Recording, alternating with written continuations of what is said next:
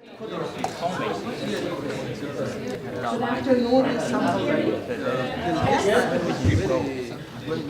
I know I have a very difficult task. It's 4 o'clock in the afternoon, and this is our last session for today, but hopefully it's going to be a very interesting session. We have distinguished panelists for this session, which is a breakaway group on mobilizing public servants and transforming mindsets, advancing a curriculum on the SDGs. And the objective of this breakaway group is to share ideas, recommendations on how to build capacities of public servants to implement the SDGs.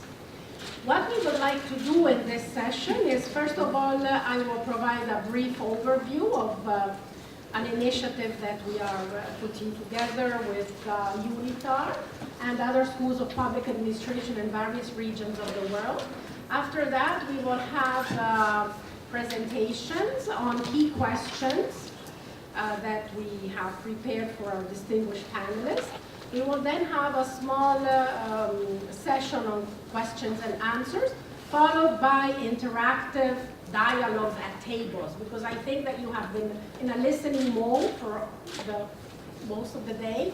So it will be very interesting then to have discussions among yourselves on some key issues and questions. So I wanted first to make a presentation about what we are doing with regards to a framework, a possible framework on a curriculum for the SDGs. So much of what I will be presenting has already been dealt with and addressed at length this morning, so I am not going to dwell on some of these aspects, so I will go through them quite quickly.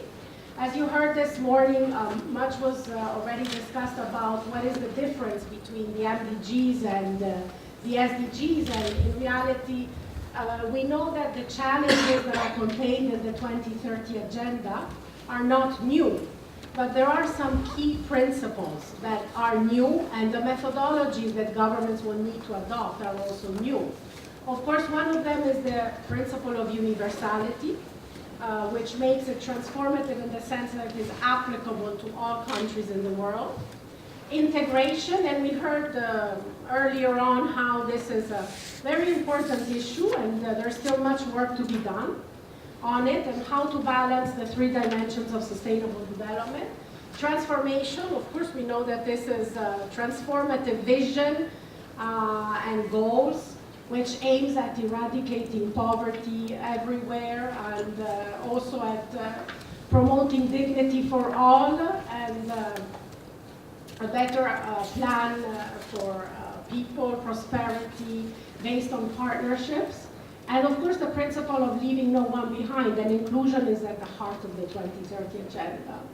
So you already know about the high-level political forum. It's a platform where governments voluntarily come to report on the progress that they have been making. And next year, the topic will be on transformation towards sustainable and resilient societies, which is quite timely and important. And our study tours were also built around this theme. In Asia, so far, if we consider also 2018, there are 12 voluntary national reviews. And in 2018, there is Laos, Singapore, Sri Lanka, and Vietnam. So how are the SDGs different than the MDGs? Well, number one, as one of our presenters said this morning, SDG 16 is really the driver for all the other goals. And that is to have effective, accountable, and inclusive institutions. And these are critical, not just in themselves, but really to achieve all the other goals, because the goals will be implemented through, in great part, through services that will be delivered to people. The 2030 Agenda's vision also calls for more coherent action, and we heard about that, about the need to have engagement of stakeholders, whole of society, but also whole of government approaches. And the SDGs require nationally owned long-term vision through localization. And Goal 16 commits to promoting effective, accountable, and inclusive institutions. And we know that people's vision of the future is crystallized in institutions and is translated into concrete programs of action. We also know that in the absence of effective, accountable, and inclusive institutions, none of the SDGs will be realized. And one of the lessons learned actually from the MDGs is that the fact that not much attention or not as much attention was placed on institutions and public administration somehow jeopardized the progress, or progress could have been much greater. And the new capacities are needed. So what do we mean by effective institutions? And this session, in a way, is a continuation of the session that we had earlier on, where we already started touching upon a lot of the issues that have to do with transforming mindsets. So what is happening is that much attention now is being posed on institutional arrangements. So how do we design new coordination mechanisms? At what level? What are their functions? How should they work? How do we break silos? But in reality, we have to look at what institutions are and what they are composed of. So institutions are not only norms and rules. So norms and rules are relatively easy to change. But what is most difficult to change is really what is the hidden part of the institutions, or the invisible part, which is the values, which then inform specific behaviors. And that is where the changing mindsets of public servants is so critical. Now, this is another way to represent what I had just mentioned. And it is the importance of aligning beliefs and attitudes with expected behaviors.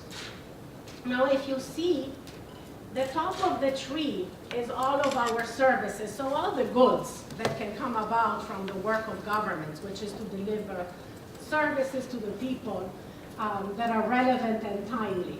However, the invisible part is the part that concerns with, at a personal level, attitudes, beliefs, mindsets, values, the organizational culture, and also symbols, shared norms, and myths. If we only change the rules of the game, but we do not change, we are not able to align the values and beliefs of public servants to the new principles and values of those institutions that we are creating, we will not have an effective institution. We will not have a strong institution. So let's take a coordinating mechanism to implement the SDGs. Some of the values that are at the basis of such coordinating mechanisms are, most of all, collaboration, openness, sharing. But if these values are not instilled, are not acquired by public servants, that institution by itself will be an empty shell. Now, the 2030 Agenda also puts a lot of emphasis on inclusive institutions, and people's engagements at all levels is essential to implement the SDGs. We know that the 2030 Agenda has been itself the most inclusive process of all, 2 years of negotiations among different, including different stakeholders. There is also a need for shared ownership of the SDGs and increased trust in government, as well as more informed and effective strategies for poverty eradication. Why? Because we all know that it is people themselves, especially those living in poverty, that know best what the causes are, what the challenges, what kind of opportunities, how they can work together with governments. Therefore, it is very important to hear the voices of people, to understand better their needs in order to have more informed policies. And engaging citizens' participation is extremely important, as people represent not burden for the government, but actually they are assets. Because through people you can mobilize resources, for example, through crowdfunding. That's only one way, but there are other ways where communities can get together capacities, ideas. So this, in a way, is also a paradigm shift on how we see governance and how societies should govern themselves and how people can be part of the solution. So it's an endeavor that should require concerted action. And we have many good practices from around the world. I don't have time to go into them right now. But in terms of inclusiveness, it's also very important for sustainability and long-term process. We have some examples of new mechanisms, because one of the lessons learned is that we need to institutionalize. It's not enough to say we need participation, people should be engaged, but how?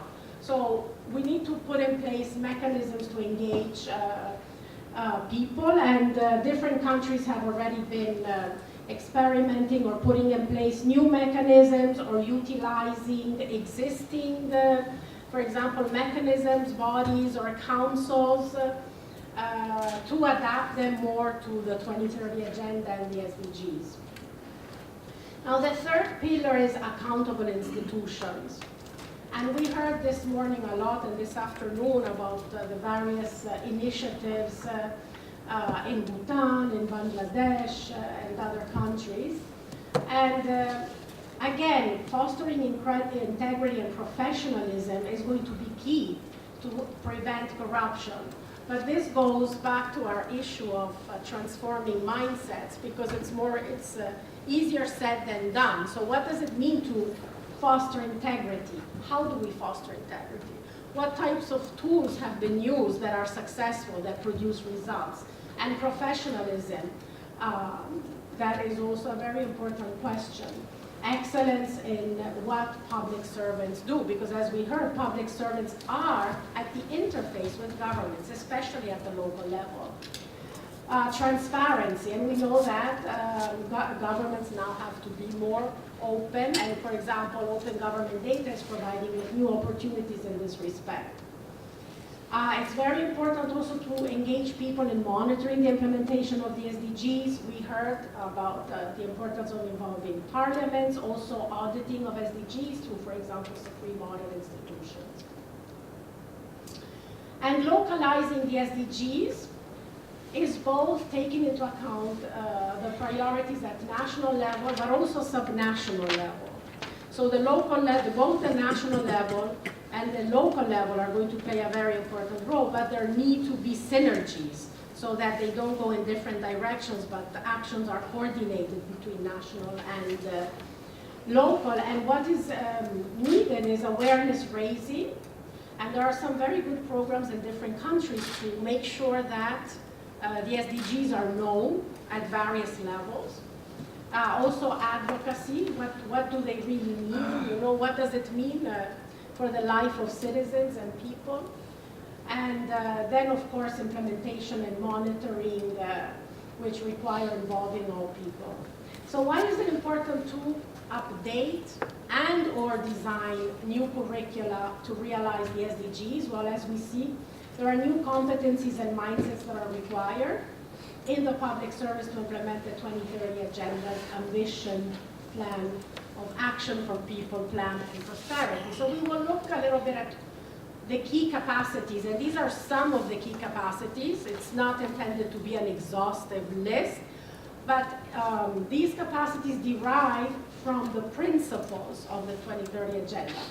So we need to have inclusive institutions and integrated approaches, so new capacities of strengthening whole of government approaches and mechanisms that support inclusive and integrated policies and public service delivery. Policy coherence, we need to strengthen national analytical and quantitative capacities to conduct cross-sectoral analysis and identify policy options that can help to achieve national goals. And this goes back to the issue of identifying the trade-offs between the targets of different goals, and also being able to look at different scenarios in the present, but especially for the future, because a long-term vision is required, not just the immediate future, but in 15 years, where do we want to be, and what are the consequences of addressing certain goals how they are interrelated with the other ones. And social inclusion, of course, this is extremely important because it derives from the principle of leaving no one behind. So how do actually public servants, engage with people, especially with those living in poverty, with those who are the furthest left behind? This requires a new set of skills, but especially a new set of values, mindsets, of being able to listen, be receptive, mechanisms for feedback, mechanisms to understand the needs of vulnerable groups. And vulnerable groups are varied. There are disadvantaged groups, including the youth, persons with disabilities, people living in poverty, indigenous people, migrants. So all of these various groups. And then evidence-based policy, we just heard a very good presentation about why it is necessary to modernize statistical systems to increase the production and access to quality, but especially the disaggregated data for policy formulation. So unless we know where people living in poverty reside, how many they are, what their conditions are, so unless we have this type of data, then it's very difficult to make informed decisions. And in terms of means of implementation, we also need to strengthen the capacities of national systems to mobilize resources for sustainable development and to develop partnerships. And the schools of public administration and management development institutes, but also academia and other actors, play a very important role in supporting the SDGs and helping to develop capacities of public servants. So there are various roles and important functions that schools of public administration can play to promote the SDGs, and as we heard this morning, they are already very much engaged. So one is to raise awareness of the 2030 Agenda for Sustainable Development among public servants. Second is to help to internalize. Now that again is the internalization of values and principles like integration, leaving no one behind, and transforming mindsets. Increase ownership of the 2030 Agenda and facilitate understanding. Emphasize a shared vision and facilitate engagement of vulnerable groups, and support capacity for continuous professional development, because we know that capacities need to be continuously updated and developed. So just 2 more minutes, yes. So I wanted to talk a little bit about the initiative that UNDESA together with UNITAR is launching, and it's an initiative to develop a curriculum on the SDGs by 2030, but at the same time we are also going to be looking at, in terms of content, we are looking at engaging schools of public administration, development management institutes, and other training institutes for the public servants to review existing curricula in light of the SDGs and identify those that need to be updated, or identify new curricula that may be needed to facilitate implementation of the SDGs, and possibly also develop a curriculum on the SDGs. But what we would like to emphasize is that this would be a collaborative effort of schools of public administration to share the knowledge on the curriculum that they already have, to see which ones need to be updated, how to streamline the SDGs. And the role of UNDESA and UNITAR is to facilitate the exchange of knowledge, but the substantive work and would be done actually by the schools of public administration training institutes. And of course we would discuss how to organize a curriculum or a curricula, what is the structure, the format, and then also the delivering and the training methods, because the last point actually is a very important one. It's how do you deliver? And that goes back to what our colleague from Bangladesh was saying, that it's very important to focus on how we deliver training. What are the most effective methods, not just to impart a set of skills, but to change the way public servants think. So there are many challenges in this, and maybe this is one of the things that you can discuss later on, because as our colleague from Bangladesh said, many trainings can be ritualistic in nature, so they don't go at a deeper level of changing the way that public servants think and behave. So this is possible content for a curriculum on realizing the SDGs.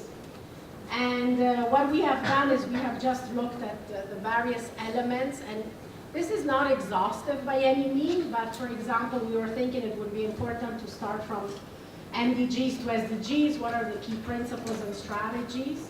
Transformational leadership. We know that transformational leadership is extremely important at all levels of public service. And public servants themselves are leaders. And how do you transform, and how do you ensure that they include everybody? How do you ensure that they are committed to the goals? And then organizing institutions for SDG implementation, integrated approaches to sustainable development planning, building the national and local capacities. This is a very important point. Policy integration, including forecasting and sustainable development modeling tools. A division in DESA has expertise in developing these types of modeling tools, which are extremely useful. Engaging people and raising awareness of the SDGs. Innovation, so how do we foment capacity to innovate? And of course, how do we leverage on ICTs for service delivery? Public accountability for SDG implementation, review and monitoring, mobilizing resources, and we also heard about this, and building partnerships and review and follow-up of the SDGs, including indicators framework. This, as I said, is just some possible elements, but it's for you to discuss. And we could also look at some sectoral issues like poverty eradication, migration, health, and others. So what is the process? Possible steps for collaboration. So we will gather recommendations from this breakaway group, from all of your discussions at the tables. We would then like to establish a task force or a network in Asia to update and develop a new curriculum, and also agree on a roadmap. A task force was already launched in Africa, and UNITAR is leading in Latin America, and we are collaborating with them. And what we see as part of the process, but of course that is something that we would also discuss, is how public administration schools or equivalent can share within the task force their existing curricula. So we would devise a survey, and then we would share with you what you yourselves have shared. We will then have meetings, which could be side events to other meetings that we are organizing, online discussion between January and June 2018. We will then refine the framework. When I say we, I mean you together, as a team and with others that will join. And we will then launch the curriculum framework and the pilot modules during the UN Public Service Forum from 21 to 23 June. And it will be held in Morocco. And you are all invited to participate, so let us know if you're interested.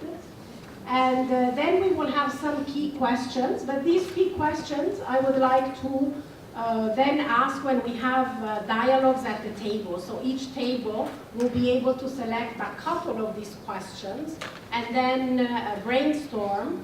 And each table would then appoint a chairperson and a rapporteur, and come up with, let's say, 5 to 8 key messages, recommendations. But before doing so, and this is the end of my presentation, I would like to invite the following speaker.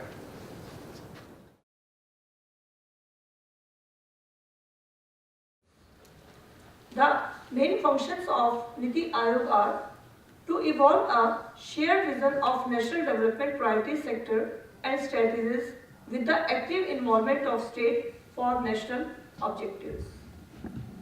The Niti Aayog also works to pay attention to the section of the society where the benefits are not adequately reached and they are not benefit from the economic progress. Niti Aayog is also responsible to design strategic and long-term policy and program framework and monitor their progress and efficiency. To provide advice and encourage partnership between key stakeholders on national and international level, that is also one of the work of Niti Aayog. Overhaul of the government approach and policy integration are done by this Aayog, that is called Niti Aayog. What are the main functions which Niti Aayog is doing with the help of the state government? Out of this, the number one is the project of 100 smart cities. The central government, by using their own fund, going to develop 100 smart cities so that the peoples will not migrate from rural or from the small cities to the big cities. These cities will be as like as the big cities benefit, like Delhi, Bombay, like that all the facilities will be there. The next target of my Prime Minister is to clean India, and for that one movement is going on, Swachh Bharat Abhiyan, cleaning India, and that project is also held by the state government as well as the central government. Health is very much important in any of the country. So health campaigns are on two levels, one on national level, second is on state level. At the first level of national, states are partners in that, and at the second level of state, municipal corporations are part of the state governments. Manrega, that is an employment opportunity to everybody for 200 days in a year minimum if they don't have any work to do. That Manrega is run by the national government or central government with the help of the state. And every person, whether they belongs to rural area or any small part of India, they are getting minimum 200 days wages just to live their life. Our central government is very much concerned about to connect villages and cities, because connection is very much important for the progress, and for that states are playing an important role and helping the national government in this agenda. Earlier our country was not having any identity system, but now in our country Aadhaar Yojana, biometric identity system is there. Our all records will be added to the Aadhaar Yojana, it will be biometric system, and our all record will be online very soon in the coming year.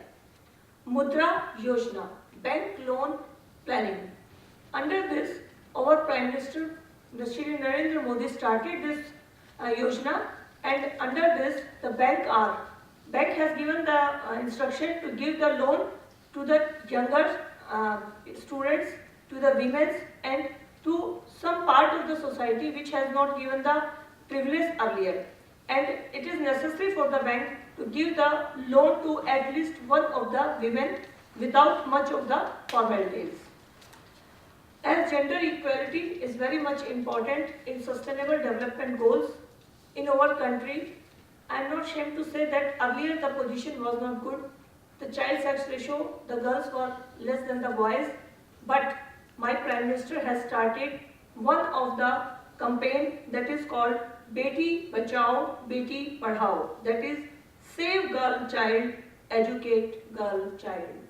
And this campaign is very much popular in India nowadays, and through our national government it has been reached to our municipalities, to our state government, and now due to this the child sex ratio has increased within 2 years. Digital India, because transparency and corruption both can be solved by this Digital India, so my country has started the digitalization in every sector, whether it is a portal of the central government, state government, municipal corporation, departments. Every department must have the portals and their information must be online. Like if you are talking about my corporation, I have started all of the programs through online. Like if you have to take your birth certificate, death certificate, you can apply online. If you have to take any license from my municipality, you can apply online. So these type of digitalization has been done in India.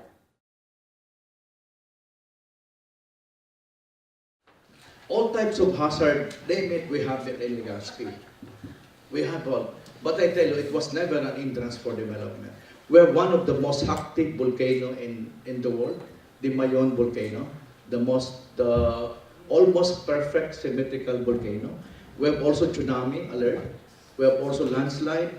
We have also flood-prone areas. But a lot of this, because of the concerted efforts of the government, we were able to be voted as one of the most resilient cities in the country today. So these are just some of the many things that we have done in participation of the people. We have put up the system, especially our problems with our flooding. We were able to generate a flood control system, one of the biggest investments under the national administration of the country during the Aquino administration. A whopping $200 million was invested in the city. Just because of only about 10 minutes, I was not able to present to you all the details. I shortened this before I left Manila. The climate commitments and target. Okay? Number one is we have to institutionalize support for climate change adaptation and mitigation. Meaning we have to create the office. There should be really an office handling it, not only the office of the mayor. There really should be an item, meaning it should be in the plantilla of the government.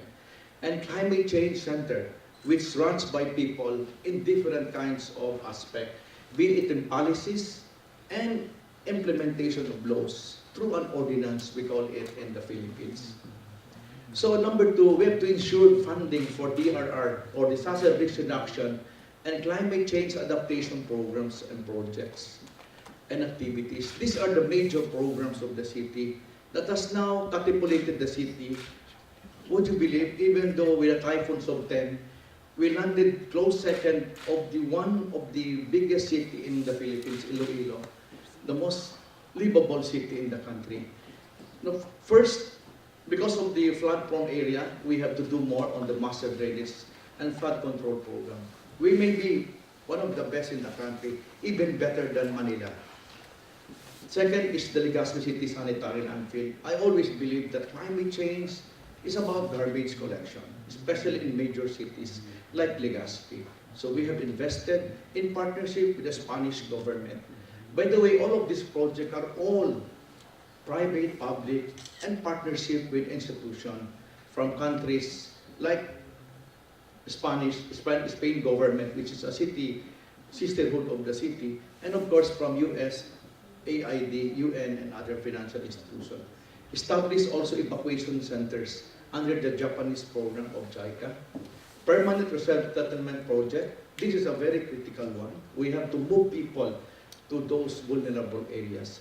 Construction of seawall on Boom Boulevard. This is one of the biggest attractions now of the city, with a boulevard plus a seawall.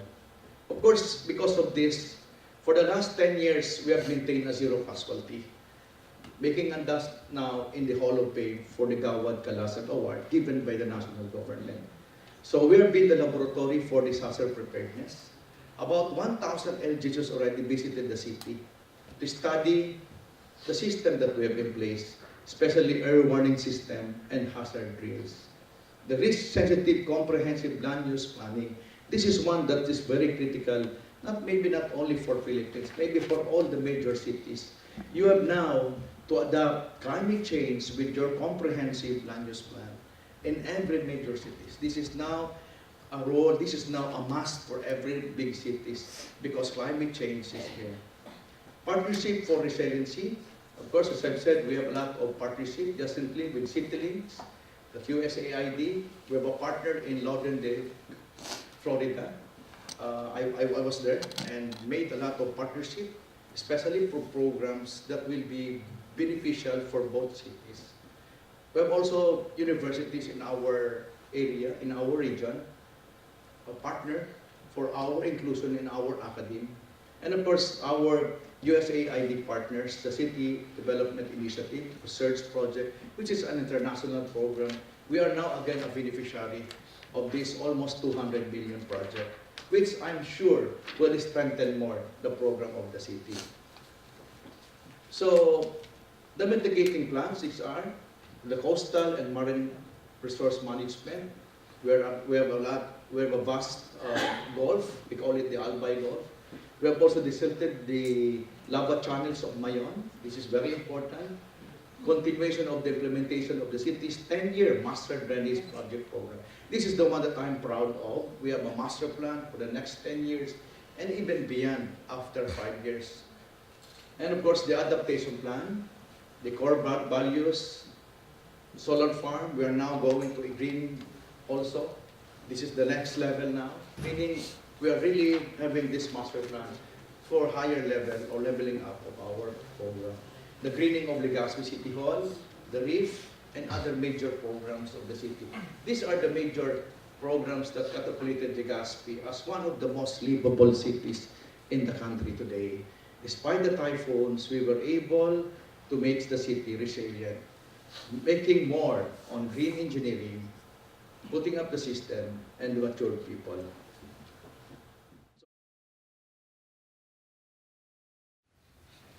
Second approach, this is the knowledge transfer. This is a very basic one.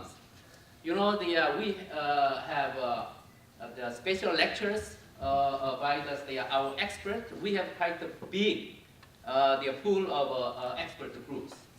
Usually they are from UN and the international organizations, and the academia and the government, the officers and the NGOs. So they are giving the lectures and the seminars, the group discussions and so on. Through this practice, they can deepen their knowledge and they can share the experiences. And also we are arranging their site visit. Another approach, global citizens education.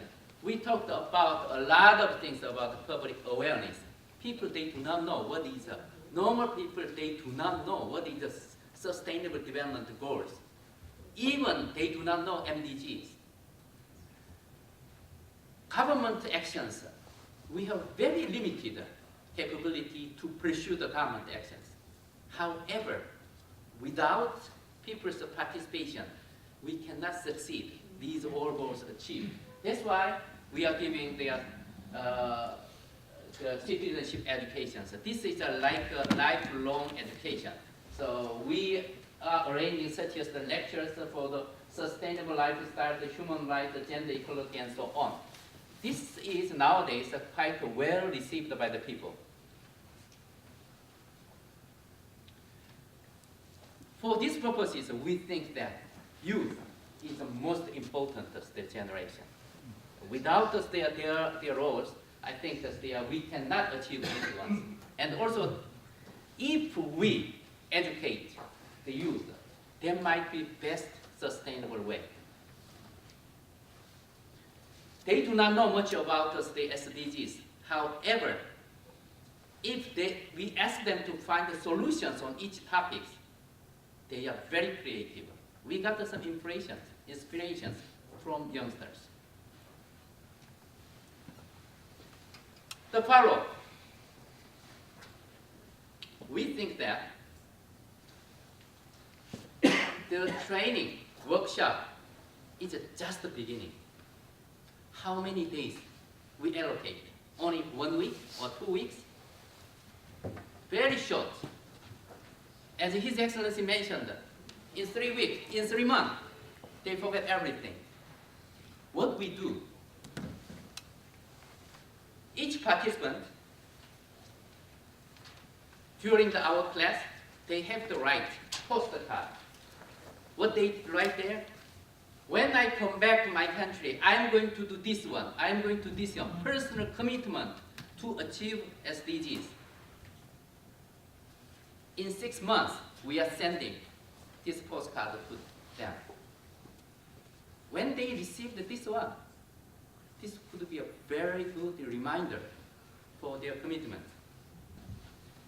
Another follow-up actions. We are creating network. At each workshop, we are creating the Facebook friends group. And also, in our website, we create many tabs for them to refer in the future. Another follow-up measures. We already have about 3,500 participants so far.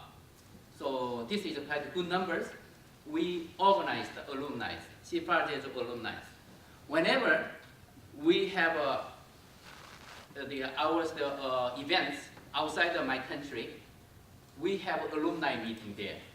So this is about 3 weeks ago, we had one workshop in Cambodia.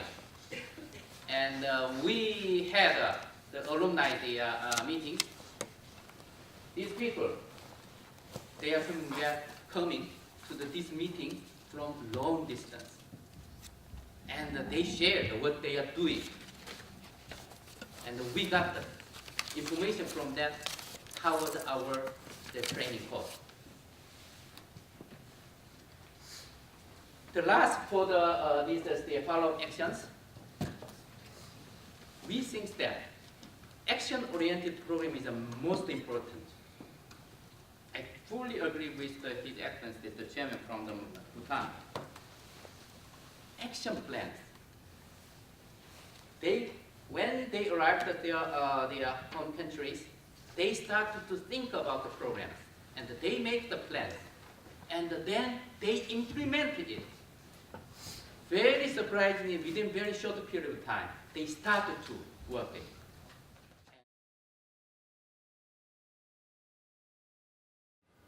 This year marked Cambodia's milestone in realizing 2 submarine cable infrastructure. The first submarine cable, named as MCT, Malaysia, Cambodia, Thailand, and busted by Telcotex, is regional submarine cable. And the other one, named as AAE1, Asia, Africa, Europe 1, and busted by High Road, mother company of CFOC, is the first international submarine cable of which Cambodia is historically taking part for the first time. Thirdly, the Royal Government of Cambodia is also committed to extend the access to all corners of society to ensure that digital economy can be benefit equally to our citizens. That is why recently Royal Government of Cambodia have just adopted the sub-degree on mechanism on implementation of universal service application, a global mechanism for bridging digital divide gap, while also assist those areas where normal circumstances are not economically viable to build telecom communication infrastructure and relevant content and application. More important and excitingly, because of the fast evolution of mobile, that technology will make available 2 million of Cambodians in those rural areas, allowing them to access to mobile internet and increase access to a broad spread of information that will also indirectly build the community there. As a broad vision of Royal Government of Cambodia, we have 2020 target of 100 broadband coverage in urban area and 70% in rural area, 80% internet penetration rate, 10% of internet opting, all connected device in the networks, and many other as mentioned in the Telecom ICT Development Policy 2020. Fourthly, while the sector's outlook may sound positive, we must admit that we have a lot more to do, particularly with regard to the quality and range of education opportunity and ICT skill gap still remain a challenge. For instance, a high-level management, network and technical job in the fast-growing mobile telecommunication subsection are still in the hand of expatriates, foreign experts. This trend is not unique to Cambodia, but also in the region. Our technical readiness score is still low, and Telecom ICT Development Policy 2020 and Industrial Development Policy 2025 bring together government, private sector, and international organizations to ensure affordable access to broadband and ICT in general, ushering Cambodia into the knowledge economy. Therefore, new National Institute of Telecommunication and ICT have been newly established in 2014. It is aimed at more efficient use and deriving maximum benefit from ICT by strengthening all level of education curriculum, training of government officials, and encouraging the private sector to participate in enhancing public literacy in the ICT. The research and development in this sector have been pragmatically promoted, including the introduction of a research network model linkage university, public institute, and industry. The Royal Government of Cambodia indeed acknowledged the necessity to establish an environment that supports innovation and investment. In doing so, the Royal Government of Cambodia have also adopted sub-degree on mechanism on implementation of capacity building, research and development to serve as the regulatory to address the challenge. Thank you.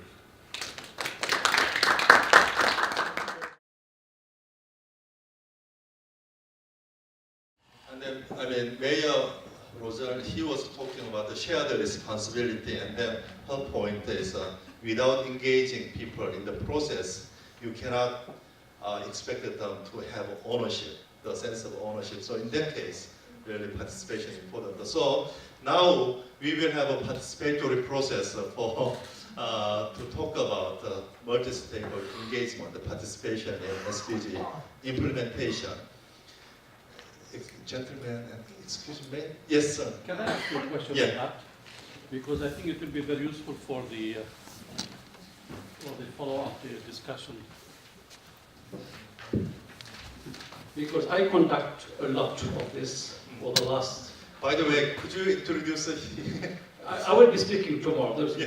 So I am, sorry, Arabo Bala, I'm currently the team leader of Switch SCP facility based in Bangkok. But I just retired from the UN, from UNEP, where I have launched the whole agenda of sustainable consumption production. SDG 12 is my baby. I have worked a lot on SDGs and different programs. So all of your countries are working on sustainable consumption production without naming it like that, which is a mistake, but I will tell you tomorrow why I think about it. So I come to this one and why this, and my work, I have been working a lot on this issue. Something that I have not heard much from both explanations is how much do you induce and lead interaction between different stakeholders. So not only people from within public administration or within government bodies, but people from government with private sector, civil society, academia in the same room, this is one, in order to share common interest with differentiated approach. And then how have you tried, or how can you make sure that they shift roles? Because if you want people to effectively understand and implement something, they need to understand what the person in front of them, how he thinks and how he implements that. So they need to shift role, and the government has to be put in a position of private sector and vice versa. And you can do it within a couple of hours.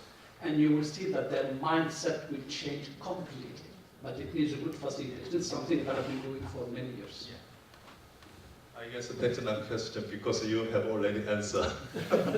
No, it's important that you keep this in mind. Yeah. And I think really the multi-stakeholder participation and the focus on this agenda here, when we say institution and public administration for 2030 agenda, we should not just see public administration and public officers. We need to bring to them the private sector and the others so that they understand better what they think, how they want, so what they do can be implementable and realistic. That's right, that's right. And then also, she was highlighting that the difference between the other people and stakeholders who share the same goal. But in fact, maybe not necessarily, sharing the same goal, because depending on your position, you might have a different view. But at the end, as Arab highlighted that this process is to converge different views into the same direction. But still, as he highlighted, it is though shared responsibility, but also differentiate the responsibility depending on your position in the society. Thank you. Yes. So that's also Actually, yeah, you're from Laos, PDM. Yeah, from Laos, yes. Actually, I do agree with him, actually, especially for the public goods. So we know SDG is the public goods. So public goods, the most critical or the difficult thing is the issue of the common, the common issue of the goods. And that's why we need to understand who are the stakeholders and the role of these stakeholders. Because the involvement of the stakeholders, all the stakeholders is good. But how do they involve? And of course, the approach of each stakeholder might be involved in that particular issue might be totally different. For example, the private sector, we know they are more profit-oriented, right? But how to get those involved in this, particularly for the public goods, Yes. something like that. Maybe I have to tell you some secret of the professional facilitators. I remember that in 2014 or 13, we have some big forum in Korea, World Water Forum. Our agenda was water, right? So all of the words. The time I had some very big workshop in Paris. The European people's coming there, and then we are talk about just water, just one word, water. How do we keep our water? How to make some more clean water? Something like that. Just can imagine. So can you imagine how many different color of the stakeholders there? Then different layers, different regionals, different colors. All different people are there. But what I believed, I just trusted the process, and this process can be not for the profit, not for performance at all. That is only focused on how to involve the peoples and how to engage the peoples. So I just follow by the whole process, and the only thing I had to keep calming, and then not really much. It takes more time to other peoples. I must try to divide it the whole the same time and the same card and same number of the opinion or same something like that. But what happens? Of course, we are very difficult to engage or involve the peoples, but we quite easy to invite the people to the place, right? So we invite the peoples to the one place, and then just opening the discussions. For example, like right now, we don't have any pens, we don't have any small papers here. That's why some people is a little bit boring, and some people is a little bit interesting right now, right? But in case if I gave you the whole piece of the papers, and then just please write down your own agenda or own the topic or key message, right? Then something somewhere. Then how's your feels difference? How's your feels difference? For example, when you put in the own agenda or own ideas in somewhere, you feel free to talk anything because my data is on the word, meaning it's shared already. So if even somebody not asking the question about my agenda or my things, I put my idea already, right? So we could easy to invite the people, so invite and then sharing some tea times and tea break or something, and then just easily question about our agenda. That is just step by one closer. But what very failed design of the new facilitators, we never plan the big goals only one times or two times about that. Just try to talk or try to share the discussions. And as what I told you, facilitator's job is keep question and asking the question to all of you. And I'm not judgmental at all. I'm not clustering at all. But I'm asking, how can we cluster? How can we design something like that? Those things is easy to get something like that. This is the first meeting. Somebody attended that meeting, then somebody put their own idea there. But after the meeting, the people are just curious. Am I right? If I did this part or this part, Am I right? That kinds of questions keep in my mind. That is the starting of the involvement, right? After that, when we invite the second time, he's the little bit curious or worried and concerned about his own opinion, but we never asking about the previous what he talked about.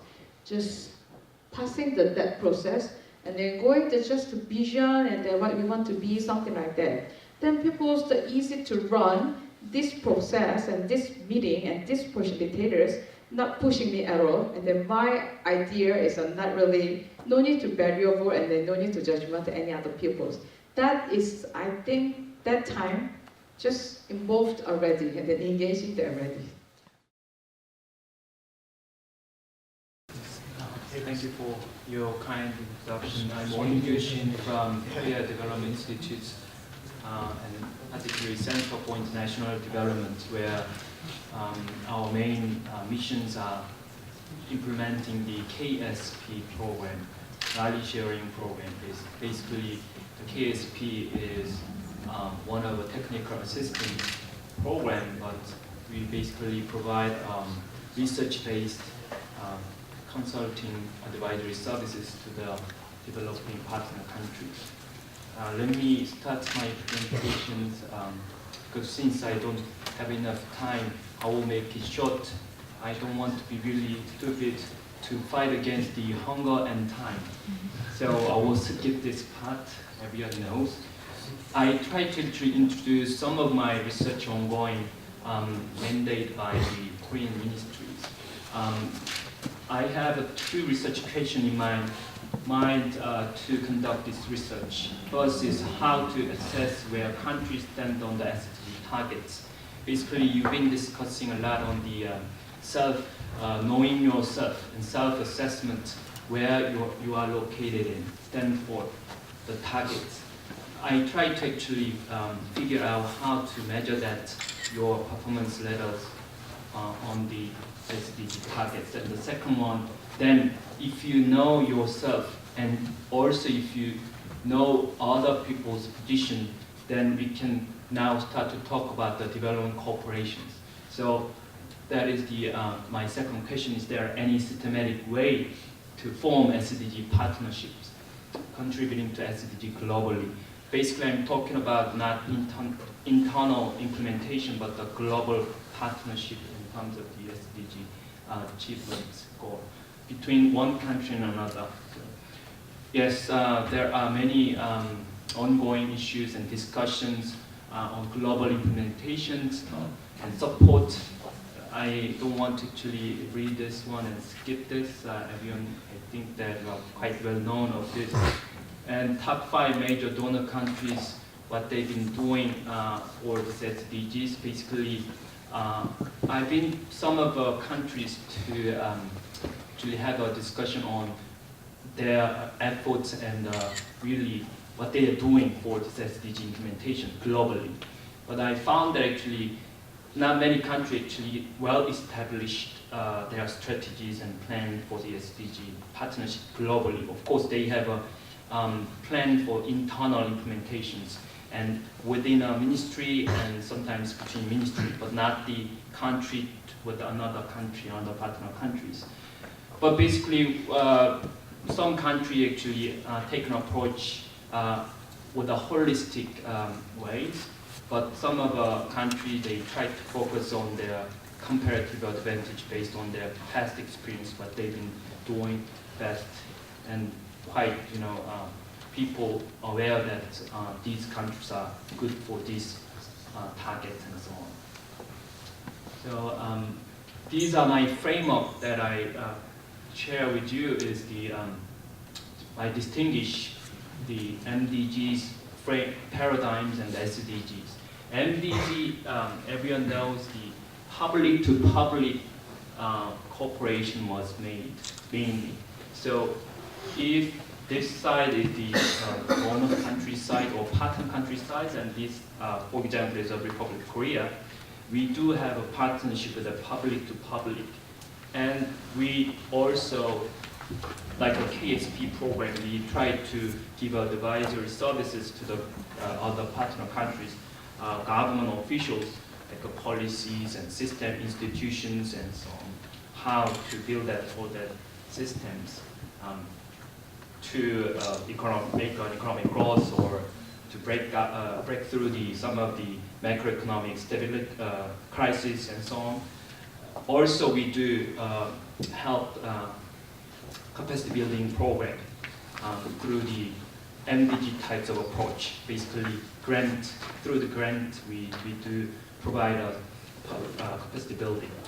Also, KSP also have the capacity building program after we giving advisory services to the partner country.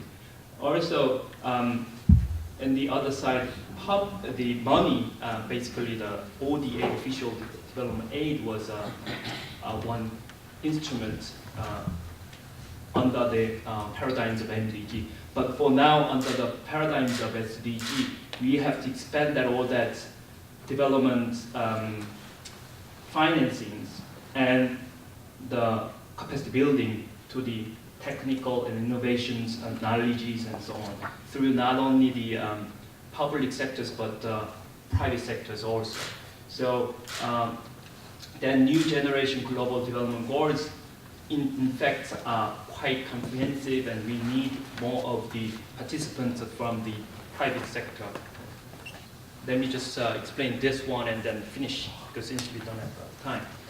So basically we can start identifying some of your level of achievement on each SDG goal, sub-goals.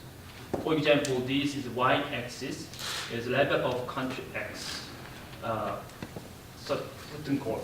So capacity, basically, if this is Korea, for example, let me give you an example. Korea is somewhat achieved at 100% of broadband, the target South-South cooperations. So Korea has a capacities to have that development partnership with that other countries, because globally we have a kind of a capacity, because we are IT power, so-called. So that's why we can dot our the goal at that sub-goal, South-South cooperation, at this here or there. And other partner country will be depends on their level of performance, but many developing countries still at their levels will be here or there. But of course, then we can actually find the development cooperation space, kind of using this time analytical tool. So above average is here, above average. Then this part, panel 1, will be kind of a suitable development cooperation space for to build that SDG partnership. So Korea, for example, is almost 100%, and some of the other countries like Burundi only has this. Then this will be not that really. This panel 2, we need to actually give them all that technology transfer, like a unilateral cooperation rather than economic cooperation or development and economic cooperation. But for example, some of the countries like Colombia has a more than average, but Korea is somewhat above that their level. Then we can have develop an economic cooperation together. So basically, you can actually cut all that sub goals and then find out who are your best partners and so on, like this.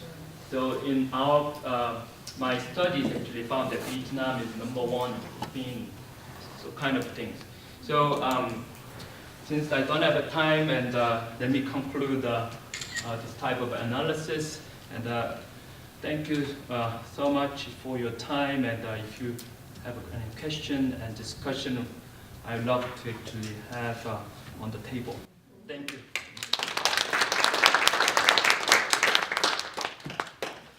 Thank you very much, and this was quite a complex presentation. I think that we will all need to look at it again, but thank you for pointing out again the need for self-assessment and the importance of South-South cooperation, and also how to create a development cooperation space.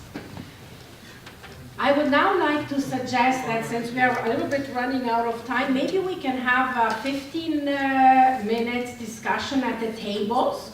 We have prepared here a set of questions, and what I would like to propose is that each table looks at the questions and then selects one or two questions that they feel that they would like to discuss and deliberate about, or they look at these questions and they say, no, no, no, there is a more important question than the ones that are here. And so you could also highlight other questions. And the purpose would be for each table to choose their own chair, and then a rapporteur, somebody that could then report back very briefly, maybe 5 to 8 key messages, recommendations, actions in response to a couple of these questions. I know that all of you have been very patient, so I hope that you can have a discussion at your tables for 15 minutes. Thank you.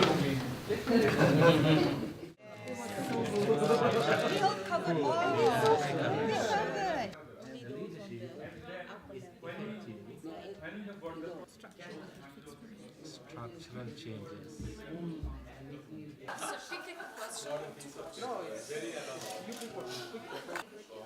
You can answer number 1, number 3, and we have a pause. Organizers need to close the rooms. I am very sorry. I know you could continue for hours discussing, but unfortunately we are constrained by time. So what I would like to do now is to ask each table to summarize in 3 to 5 lessons learned, key messages that they would like to share with the rest of the group, including some actionable recommendations that we also like to hear. So can I start from this table here, the rapporteur? Or if you're not ready yet, I can move to another. You're ready, very good. Good afternoon, everyone. My name is Rosa. We are a group of students here from KDI School, and I must say we've been made more excited following the presentation from Professor, because we have something similar in KDI School, but I think we're now more excited about what we have to offer in your school than what's being offered right now in our school. But we attempted to answer question number 3 together with question number 5 and 6 incorporated together. So basically a question is, what should the content of the curriculum be and what training would be most relevant to your country situation? We left out the country situation bit because we wanted to show here and what we've been able to write up so far. We have, most of us master's students in development policy and also public policy and public management.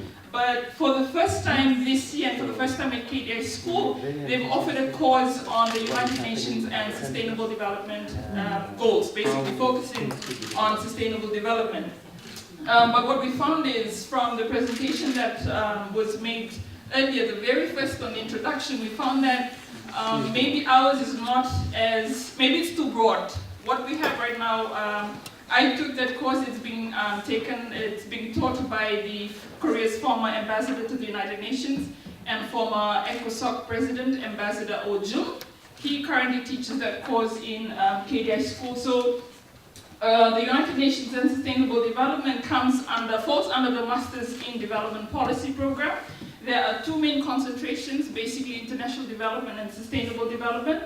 So you can choose the United Nations and Sustainable Development course to be included in either one of those concentrations that we've done here. But there are other courses also that's currently being offered at our school, like Foundations for Sustainable Development. There's also Managing and Implementing Sustainable Development. And the one that some of us are taking, United Nations and Sustainable Development. But of course, like I said earlier, from what we've seen so far, and if I could just read out the courses by themes, that we take on a weekly basis on the United Nations and Sustainable Development Goal course. What led to the establishment of development as a pillar of the United Nations, the evolution of the concept of development, the Millennium Development Goals, the Road to Sustainable Development Goals, the 2030 Agenda for Sustainable Development, 17 goals and 169 targets. That was covered in week 5. We also have the commitment to leave no one behind. We have the role of the UN, United Nations Development System. We also have climate change, the Paris Agreement.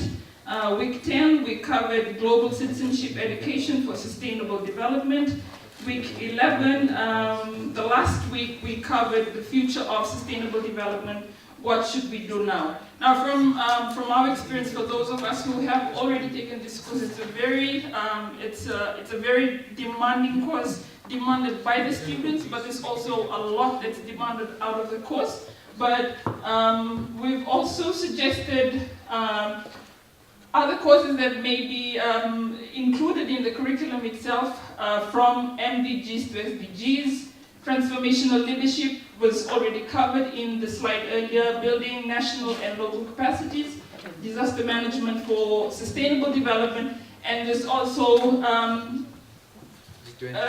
Francis is from Sudan. He's a G20 scholarship student. He also suggested G20 and sustainable development goals simply because the G20 have a lot of influence when it comes to planning and things like that related to the goals. So basically we've decided that what we have on offer right now at KDS School may be not as specific as what we wish it would be. It may be still too broad. So we've decided to also include those ones. Very quickly on question number 6 on methodologies. Which methodologies are best suited to transform mindsets in sustainable development, the SDGs and developing new capacities. So I'm from Fiji. I work for the Ministry of Foreign Affairs. And before I came here on a scholarship, I was told to go print up all these SDG post-its to place them around our ministry. And for us, our permanent secretary, if he comes to you and he asks you what is goal number 7, you need to know. Because if you don't, but that's as much as it goes for us. Like, it doesn't go beyond that. So I feel that it needs to start from the strategic planning level, and of course for us it does. I also have here a colleague from that was formerly a staff of the Ministry of Finance. So you know, for us people who work for government, we can't really say something that might go against our employer. So he works for UNDP, he might be able to say something that I might not be able to say. But in terms of changing mindsets, for us, I think consultations are done between government and those outside of government from the strategic planning stages, and of course trickling that down to annual corporate plan, business planning and individual work plan level, and basically that translates to community and stakeholder partnerships that we have back home between government and NGOs and IGOs. So that's basically how awareness on SDGs take place. Thank you.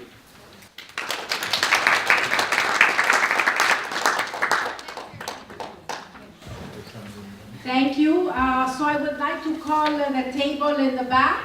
Yes, please. And if you can be a little bit shorter, because I'm afraid that they're going to ask us to leave soon. It will be very brief. Thank you.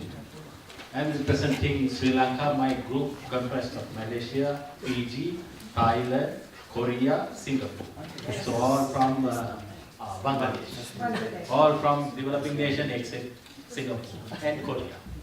So majority are from developing nations, so our context is more into developing nations. So what we thought is, this is basically leadership skills for the SDG, achievement of SDGs. So what we thought is, you need a good leaders in public sector that has to transfer from the public service to government service, to which you may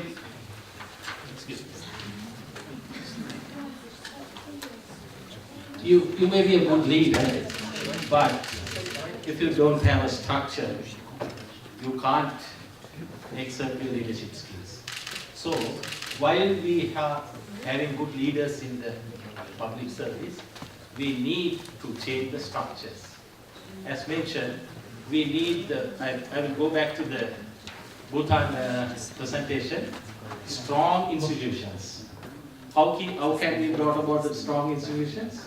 The CEO becomes a key factor when it comes to bringing about strong organizations.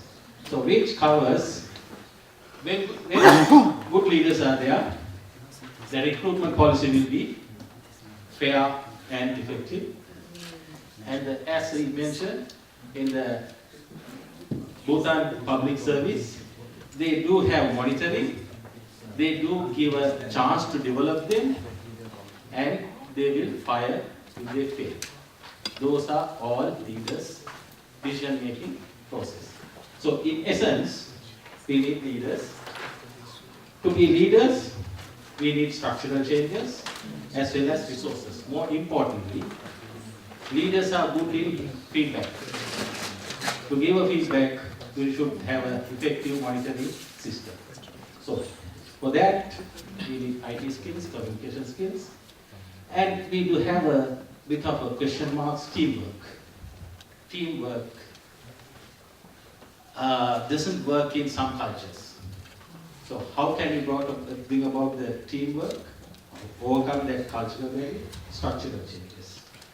So there should be a mechanism for the inclusiveness of the private sector. And all these are related to a short term. But we took another question, question number 6. What methodologies are best suited for transform mindsets?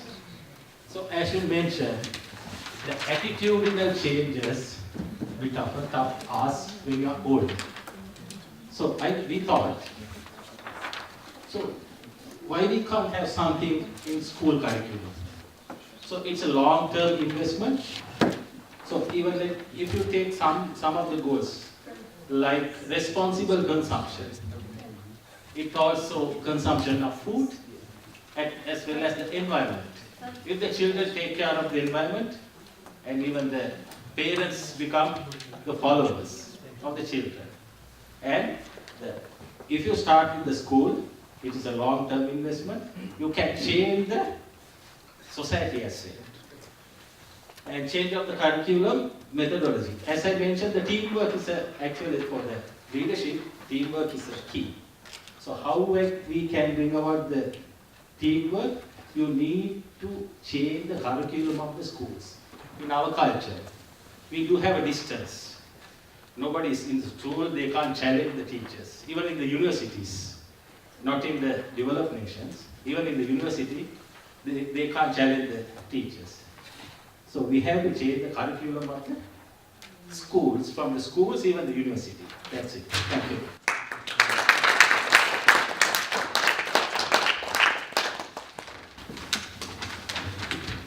Thank you very much. And now we have the table here to the center, the rapporteur. We're waiting for my friends from France. So our group consists of many people from different countries, from students until the chairman of a public institution. So please understand if some of our main idea is a little bit astray from the main topic. We talked about a lot of things during this group discussion, and how well informed are us about the SDG. If we ourselves, like what my friend Rosa said, to the extent that you have to post SDGs notice in the government offices, what does the public knows about SDG if we are ourselves uninformed about the SDG? So we think that the public service awareness is important. How media support on sharing about the SDG towards the public. And we also think that beside media, the mainstream media, we can also use an innovation platform to share us about the SDG. And then we also talked about how is SDG taken into a national agenda in each country. Because not all countries take SDGs as a national agenda. if your country is taking SDG as a national agenda, then your country is very lucky. But unfortunately, we have to make sure we can't make sure that every country make SDG as a national agenda. So that is also an area that we really need to focus on, how to help the other countries who take an SDG not as a serious in the national agenda. And we also talked about training as a method of delivery SDG. But we also conclude that most of the higher officials, training is a little bit, training is a little bit something that is not very interesting for them. So we try to make it more interesting by doing a retreat. Retreats sound more interesting than workshops or courses. And then we also narrow down SDG to education. We think that education is one way that we can instill SDG, especially from the children, because this is a very long process and the children need to be informed because they are the one who support all this. We have the idea, but they are the one who's going to deliver all this. And we also conclude that we need to have our own dashboard on SDG. It doesn't have to be it doesn't have to be the same. It could be different, but we should have like a template of dashboard so that we know where we are and where is our way forward on the SDG. And after all the discussion, we conclude one important point, which is the public service motivation. So what is our motivation in SDG? So that is the main question. And to conclude all the quick questions, we ask ourselves, what is our motivation? Despite which ministries are on, despite whatever SDG we want to achieve, so what is the motivation? Thank you.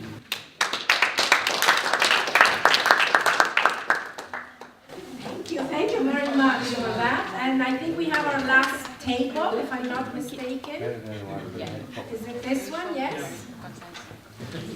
So thank you very much. We actually represent, I think today all of the presenters are from KDI school, so maybe it's a coincidence or whatever. But my name is Mohsin. I'm from Pakistan and my colleague from Bangladesh, Sabbi, and we represent this table and we have diverse experts from academia, international organizations, and civil servants. So actually we try to focus on synerging all the questions, but we focus mainly on question 1, 5, with focusing the 6, like how we can do it. So the first thing that what we are focusing, question number 1 and 5. The second, why we are focusing question 1 and 5 and then 6. So the first thing is the existing pool, that what we have existing, like we already have all these master programs, training programs, degree short training and foreign training program, knowledge sharing program. Like there are thousands of programs we already have. The second thing, we have the skills, some professors, some experts we already have, the resource persons we have. And then the major issue is that the finances. So looking at the finances, we should also consider this is one of the constraints as well as it is an opportunity. Sometimes we have a lot of money to invest, but we cannot find the right organization to be trained. But at the same time, sometimes the organization who is in the need, they cannot find the right donor to invest money on their capacity building. So we focused on finances. We will look at this aspect as well. And then the time frame. The SDGs were actually, they were approved in 2014, and now we are actually in 2017. So 3 years have already passed. We have no more discussion, no more committees. These all things are, I think we should just avoid and we should focus on these things. So that's why we focus on this. So how we can go for 1 and 5? The first thing is that which professor from Shanghai University suggested is to provide a platform and to create a repository, because we already have some skill gaps, or we can do some kind of analysis to find out the skill gaps between these SDGs in our curriculum, which we already have. And then this repository and this platform can provide the information through networking and sharing with all our stakeholders. And we can give them this information that this you can do, these are the trainings available, these institutions provide this kind of training, so they have they can identify the trainings, what they need, who is the donor, and how they can reach. Because there are many organizations providing different kind of trainings on SDGs and different areas, but people actually didn't know. Even in Pakistan, nobody know about even COICA or maybe JICA or other, except the secretariat level officers or some other people. They just go for trainings or sometimes just for tour. The other important thing is about the skill and knowledge. What kind of skills and knowledge we need. So knowledge is different thing, just providing information and like training things. But skill is more important. So we focus on both soft and hard skills. By the soft skill, we mean the life skills, like leadership, and then emotional intelligence, and then the like emotional capabilities to manage the crisis, and then the negotiation skills. Actually, what Rosa mentioned about one of the course on managing and implementing sustainable development in KDI, we actually learn how to manage a big projects, which is actually conflicted with the other social aspects. How we can persuade the other stakeholders when we are going for some kind of like project, because there are always some fight between inter-ministerial issues. We already know this. And then we can go for data literacy, because most of the civil servants, they are not aware about the ICT and those kind of things. So maybe the existing civil servants and then the new civil servants, the people like them, because I already was recruited in the civil services, so I know the importance of ICT and data literacy. But those who are coming or those who are already in the civil services, like the higher level or the lower level, they also need to improve their data skills and those kind of things. So, and on the hard level, like traditional, like teaching methodologies, policy process analysis, project management, as Mr. Aslam mentioned, and then how to make the proposals on SDGs and how to monitor, evaluate, and how to do impact evaluation studies. Maybe these are the hard components which can be taught through different courses and workshops, or maybe degree programs or PhD programs. And ICT I already mentioned, because there is a big digital divide in the developing and the developed world, so we should also consider this aspect as well. And then the last thing is about the question 6, that how we can do it, the means. So maybe university institutions, they can collaborate, they can design with the private and public sector.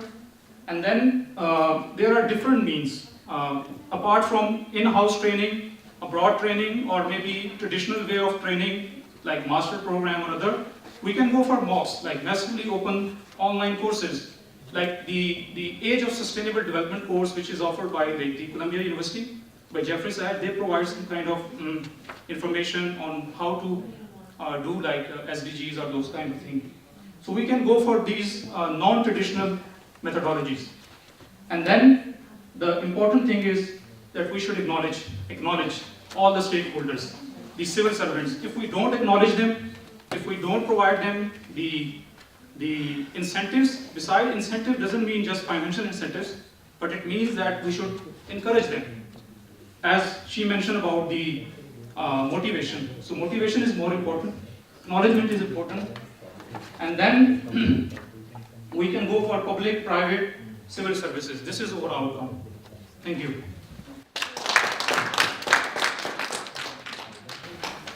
Thank you very much, and I'm sorry that we have gone way beyond our time limit. Thank you for the wonderful discussions, and I want to thank all of the speakers and all of the rapporteurs.